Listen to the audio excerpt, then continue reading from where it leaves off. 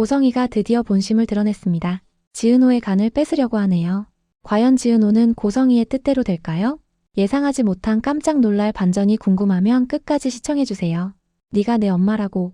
지은호의 절규가 병원 복도에 울려 퍼졌습니다. 엄마라는 사람이 어떻게 그럴 수 있어요? 어떻게 30년 만에 나타나서 간을 달라고 할 수 있어요?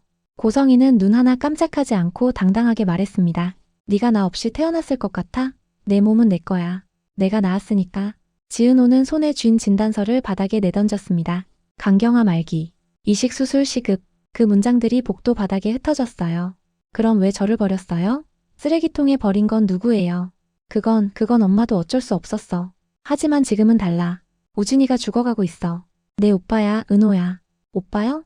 제가 오빠가 있다는 것도 몰랐는데 갑자기 와서 오빠 살려달라고요? 바로 그때 뒤에서 이지혁의 차가운 목소리가 끼어들었습니다. 은호야, 지금은 너를 지켜야 해. 이지혁이 두 사람 사이에 섰습니다. 그는 고성이를 똑바로 쳐다보며 날카롭게 말했어요. 타이밍이 너무 정확하네요. 딱 은호가 가장 약할 때 나타나셨어요. 30년 동안 단 한 번도 찾지 않다가 간이 필요하니까 그제야 딸을 찾으셨네요. 고성이는 이지혁을 노려봤습니다. 당신이 뭔데 끼어들어요? 이건 우리 모녀 문제예요. 모녀요? 방금 전까지 은호 몸이 당신 거라고 하지 않으셨어요? 정적이 흘렀습니다. 지은호는 떨리는 손으로 휴대폰을 꺼냈어요. 그리고 고성이의 번호를 차단했습니다. 화면에서 번호가 사라졌어요. 생각할 시간도 설명도 필요 없어요. 지은호의 목소리는 더 이상 떨리지 않았습니다. 전 당신 딸이 아닙니다. DNA는 거짓말을 안 하겠죠. 하지만 당신은 제 엄마가 아니에요. 엄마라는 건 단순히 낳는 게 아니니까요. 고성이는 지은호의 팔을 붙잡으려 했습니다. 은호야, 제발. 우진이만은 내 오빠만은 살려줘. 하지만 지은호는 그녀의 손을 뿌리쳤습니다. 이지혁이 지은호의 어깨를 감싸며 함께 복도를 걸어갔어요. 뒤에서 고성이의 울부짖음이 들렸습니다. 은호야, 네가 날 버리면 우진이는 어떡해? 내 오빠야. 내 피부치라고. 하지만 지은호는 단 한 번도 뒤를 돌아보지 않았습니다. 복도 끝에서 이지혁은 바닥에 떨어진 진단서를 주었어요. 그는 서류를 반으로 접어 자기 지갑에 넣었습니다. 확인은 내가 할게. 저 사람 말 단 한 줄도 믿지 마. 지혁 씨. 은호야, DNA는 증명됐을지 몰라도 저 사람이 내 엄마인 건 아니야. 엄마라는 건 그냥 낳는다고 되는 게 아니잖아. 지은호는 잠시 그를 바라봤어요. 그리고 작게 고개를 끄덕였습니다. 맞아요. 저 사람은 절 낳았을지 몰라도 키운 건 고아원이었어요. 저를 사랑해준 건 저 사람이 아니었어요. 두 사람은 병원을 나섰어요. 뒤에서 고성이가 바닥에 주저앉는 소리가 들렸지만 아무도 그녀를 붙잡지 않았습니다. 그녀는 사랑을 구하지 않았다. 오직 간만 원했다. VIP 병실에서 한우진은 담당 의사 앞에 서 있었습니다. 의사가 조심스럽게 말했어요. 공여자 측에서 거부했습니다. 한우진은 침대 가장자리를 움켜쥐었습니다. 손등이 하얗게 질렸어요. 의사는 짧게 대기자 절차를 설명했지만 우진의 수치는 그 시간을 허락하지 않았습니다. 그는 한동안 숨을 몰아쉬더니 복도로 뛰쳐나갔어요. 엄마 어디 있어요? 그는 복도를 뛰어다니다가 로비에서 고성이를 발견했습니다. 그녀는 소파에 축 늘어져 앉아 있었어요. 한우진이 그녀를 붙잡았습니다. 누구였어요? 대체 누구한테 부탁한 거예요? 고성이는 고개를 들지 못했습니다. 한우진은 점점 목소리를 높였어요. 말해요. 누가 엄마를 거절한 거예요? 우진아, 말씀하세요. 고성이의 입술이 떨렸습니다. 그녀는 눈물을 흘리며 중얼거렸어요. 그 애가 내 동생이야. 한우진의 얼굴에서 모든 색이 빠졌습니다. 그는 한 발짝 뒤로 물러났어요. 벽에 등을 기댔습니다. 그의 목소리가 잠겼어요. 내가 사랑한 사람이 내 동생이라고요? 그는 주저앉았습니다. 복도 바닥에 무릎을 꿇고 머리를 감쌌어요. 목에서 신음 같은 소리가 새어나왔습니다. 고성이는 다가가려 했지만 한우진은 손을 휘저으며 거부했습니다. 그는 비틀거리며 일어나 계단으로 향했어요. 간호사들이 뒤따라갔지만 그는 이미 시야에서 사라진 뒤였습니다. 밤, 한강변. 한우진은 벤치에 앉아 소주병을 비우고 있었어요. 그의 옆에는 이미 빈 병이 여러 개 굴러다니고 있었습니다. 그때 이지혁이 나타났어요. 우진아. 한우진은 고개를 들지 않았습니다. 이지혁은 그 옆에 앉으며 조용히 말했어요. 집에 가자. 지혁아. 한우진의 목소리는 술에 완전히 젖어 있었습니다. 내가 사랑한 여자가 내 동생이래. 너 그거 아냐? 이지혁의 손이 멈췄습니다. 은호, 지은호 말이야. 그 애가 내 동생이래. 내가 동생한테 고백한 거야. 사랑한다고 말했어. 한우진은 말을 잇지 못했습니다. 이지혁은 주먹을 꽉 쥐었어요. 하지만 아무 말도 하지 않았습니다. 그는 한우진을 일으켜 세워 택시에 태웠어요. 우진아, 살고부터 얘기하자. 난 지옥 가겠지. 그런 소리 하지 마. 이지혁은 한우진을 집까지 데려다 줬습니다. 침대에 눕히고 이불을 덮어줬어요. 그리고 곧바로 밖으로 나와 전화를 걸었습니다. 은호야, 지금 만날 수 있어? 카페. 이지혁과 지은호가 마주 앉았습니다. 이지혁은 차가운 아메리카노를 한 모금 마시고 입을 열었어요. 공여자 얘기, 그 거짓말로 시작된 것 같아. 타이밍이 기막혀. 지은호는 대답하지 않았습니다. 이지혁은 계속 말했어요. 고성이가 너한테 뭐라고 했어? 간이식이 필요하대요. 자기가 죽어간다고. 그게 아니야. 그 아들이 간 이식이 필요해. 한우진 알지? 지은호의 눈이 커졌습니다. 어떻게? 나도 알아. 우진이가 널 사랑했대. 지은호는 컵을 놓지 못하고 손을 떨었어요. 커피가 조금 흘러나왔습니다.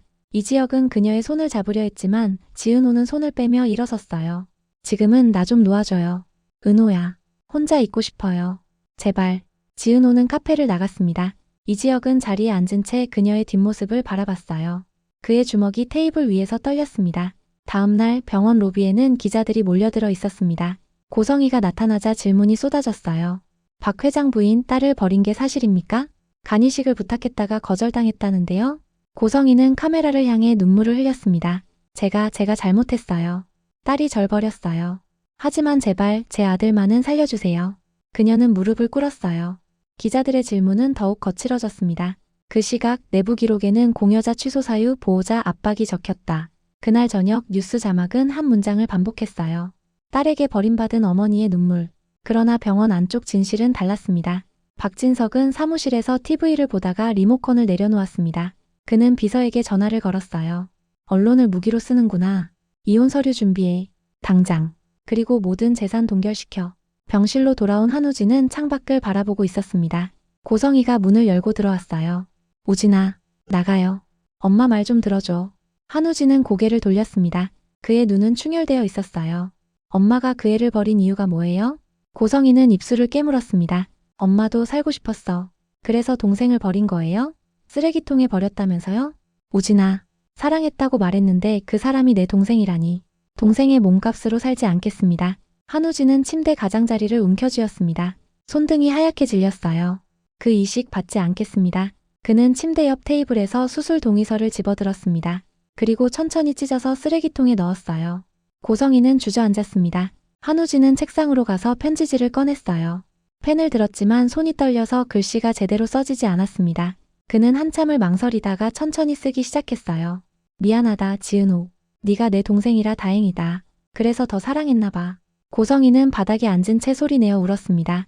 하지만 한우진은 그녀를 보지 않았어요. 비가 내리는 밤. 고성이는 지은호의 집 앞에 서 있었습니다. 그녀는 대문 앞에서 무릎을 꿇었어요. 빗물이 그녀의 머리를 적셨습니다. 1시간, 2시간, 3시간이 지났습니다. 지은호가 퇴근하고 돌아왔을 때 고성이는 여전히 그 자리에 있었어요. 엄마가 잘못했어. 그때 널 버린 게 죄야. 제발 우진이만. 지은호는 우산을 든 채 그녀를 내려다봤습니다. 그녀의 얼굴에는 어떤 감정도 없었어요. 당신 때문에 엄마라는 단어가 불쌍해졌어요. 은호야. 당신이 내 엄마라면 엄마라는 말이 너무 비참하네요. 고성이는 지은호의 다리를 붙잡으려 했습니다. 하지만 지은호는 한 걸음 뒤로 물러났어요. 그리고 집 안으로 들어갔습니다. 문이 닫히고 대화는 거기서 멈췄다. 고성이는 빗속에 홀로 남겨졌습니다. 바로 그때 차가 갑자기 멈춰섰습니다. 박진석이 내렸어요. 그는 우산도 쓰지 않은 채 고성이를 내려다봤습니다. 이게 내 민낯이냐? 고성이는 고개를 들지 못했어요. 그는 다시 묻지 않았다. 대답은 이미 눈앞에 있었다. 박진석은 주머니에서 서류 봉투를 꺼냈습니다. 그리고 고성이 앞에 놓았어요. 이혼이야. 당장 나가. 집에도 회사에도 발 들이지 마. 여보, 제발 우진이가. 내 아들은 네가 알아서 해. 박진석은 돌아섰습니다. 차에 올라탔어요. 차가 떠났습니다. 고성이는 빗속에서 서류 봉투를 집어들었어요. 젖은 종이에서 이혼 통지서라는 글자가 번져나갔습니다. 그녀는 휴대폰을 꺼냈지만 손에서 미끄러져 떨어졌어요. 화면에 금이 갔습니다. 며칠 후 새벽, 병원 이식과 상담실. 지은호가 의사 앞에 앉아 있었습니다. 그녀는 가방에서 서류를 꺼냈어요. 간이식 동의서예요. 의사는 깜짝 놀란 표정을 지었습니다. 정말 하시겠다는 겁니까? 네. 단 조건이 있어요. 말씀하세요. 고성희 씨는 수술장 출입 금지예요. 그리고 제 신분은 비공개로 해주세요. 한우진 씨한테 제가 누군지 말하지 말아주세요. 의사는 고개를 끄덕였어요. 지은호는 펜을 들었습니다. 손이 떨렸어요. 하지만 그녀는 단호하게 서명했습니다. 지은호. 밖에서 기다리던 이지혁이 들어왔습니다. 그는 그녀의 손을 잡았어요. 엄마는 용서 못하지만 오빠는 살릴게요. 은호야. 이번엔 제 선택이니까 내가 결정한 거예요. 지혁 씨가 제 버팀목이 되어주세요. 이지혁은 그녀를 안아주었습니다. 지은호는 그의 품에서 조용히 눈물을 흘렸어요. 그것은 슬픔의 눈물이 아니었습니다. 결단의 눈물이었어요. 수술 전날 한우진은 병원 성당을 찾았습니다. 그는 십자가 앞에서 무릎을 꿇었어요. 촛불이 흔들렸습니다. 하느님, 제가 죄를 지었습니다. 그의 목소리가 떨렸어요. 동생을 사랑했습니다. 그것도 모르고 제 마음대로. 한우진은 눈물을 흘렸습니다. 목이 메었어요.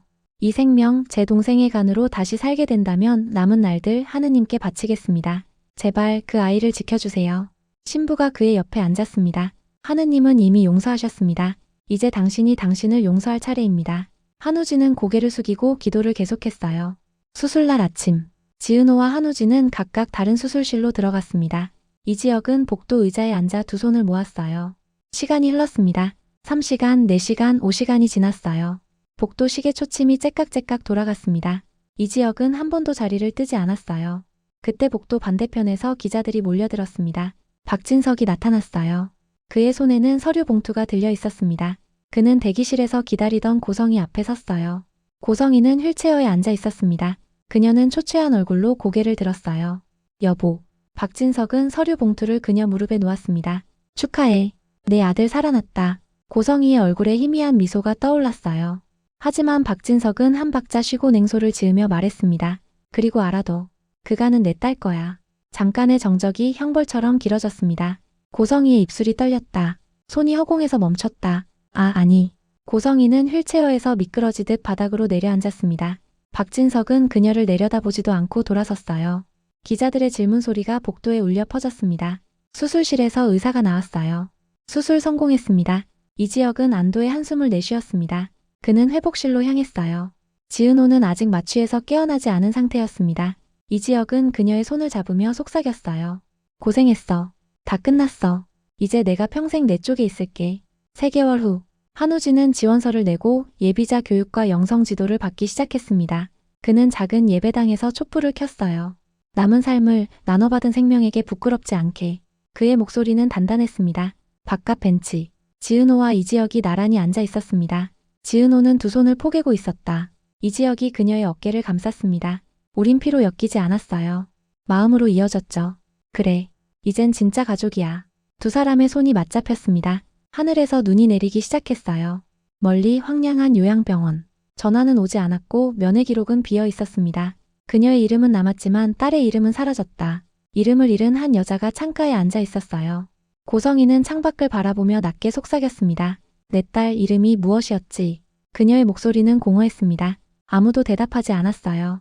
복도는 텅 비어 있었습니다. 창밖에서는 눈이 계속 내렸습니다. 고성희의 처참한 이야기가 마음에 드셨다면 구독과 좋아요를 눌러주세요. 다음에도 더 좋은 이야기로 오겠습니다. 시청해주셔서 감사합니다.